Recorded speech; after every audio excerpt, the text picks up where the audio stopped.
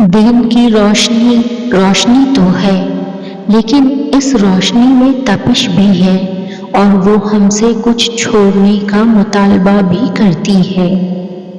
سب سے پہلا مطالبہ جو ایمان لانے کے بعد انسان سے ہوتا ہے وہ ہے انا کو دفن کرنا، اس بات کا اقرار کرنا کہ میں کچھ نہیں ہوں، میری ذات، میری انا، میری مرضی، ان سب کی کوئی حیثیت نہیں۔ جو کچھ بھی میرے پاس ہے وہ سب اللہ کا دیا ہوا ہے۔ یہ اقرار جب انسان کر لیتا ہے تو اس کے لیے اللہ کا کوئی حکم بھی ماننے میں مشکل نہیں آتی۔ وہ سر زمین پر رکھتا ہے اور وہ ساری کام کرتا ہے جو اللہ نے کہے۔ لیکن جو شخص ذاتی برائی اور تعصب کا شکار ہو جاتا ہے اور دین میں سے صرف اپنی پسند کے احکام چنتا ہے تو اس کا یہ عمل اس کے دل کے نور کو ختم کر دیتا ہے اور اس کے اندر اندھیرا پھیل جاتا ہے۔ اچھے الفاظ، اچھے اعمال اور اچھے خیالات ہی خوبصورتیاں تخلیق کرتے ہیں۔ جس چہرے کے ساتھ ہم پیدا ہوتے ہیں وہ ہمارا انتخاب نہیں ہوتا، مگر جس چہرے کے ساتھ ہم مرتے ہیں اسے تراشنے کے ذمہ دار ہم خود ہیں، اور وہ ہمارے لفظوں، خیالوں، اعمالوں اور دعاؤں کا عکس ہے۔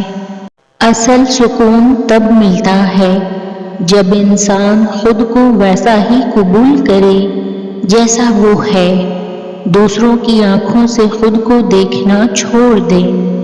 آپ کی قیمت ان کے لفظوں میں نہیں، آپ کی حقیقت میں ہے۔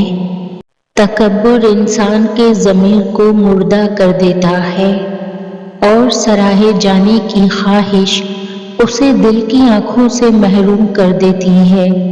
لہذا اپنی زندگی کو دوسروں کے الفاظ کا محتاج نہ بنائیں، جو مؤثر ہے اسی میں شکر کے ساتھ خوش رہنا سیکھیں۔ خود سے محبت ہی دل کی اصل رونق ہے، اور یہی محبت انسان کو دل کی آنکھوں کی بینائی عطا کرتا ہے تاکہ وہ اپنے پروردگار کی دی ہوئی بے شمار نعمتوں کو پہچان سکے۔ دیکھو، زندگی میں بہت بار ایسا ہوگا کہ تمہارا دل کسی چیز کی شدید خواہش کرے گا، اور بہت بار ایسا ہوگا کہ وہ خواہش تم سے دور چلی جائے گی۔ تب اس مقام پہ تمہاری بے بسی کا گواہ تمہارے سوا کوئی نہ ہوگا۔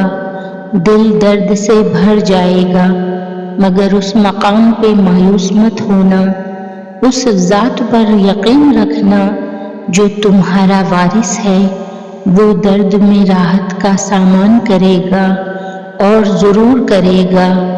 وہ انجانے رستوں سے تمہیں منزل دکھائے گا، مگر تب تک، فقط تب تک اپنے دل کو اس بات پہ راضی کر لو جو ہو رہا ہے بہتر ہو رہا ہے۔ آپ کا رب آپ سے بہت محبت کرتا ہے۔ آزمائش کے ساتھ آسانی پہلے ہی لکھ دی گئی ہے۔ یقین رکھیے اس پر جو مشکلوں میں ڈال سکتا ہے وہ نکال بھی سکتا ہے، کہ جو کام آپ کے بس میں نہیں وہ اسی کے اختیار میں ہے۔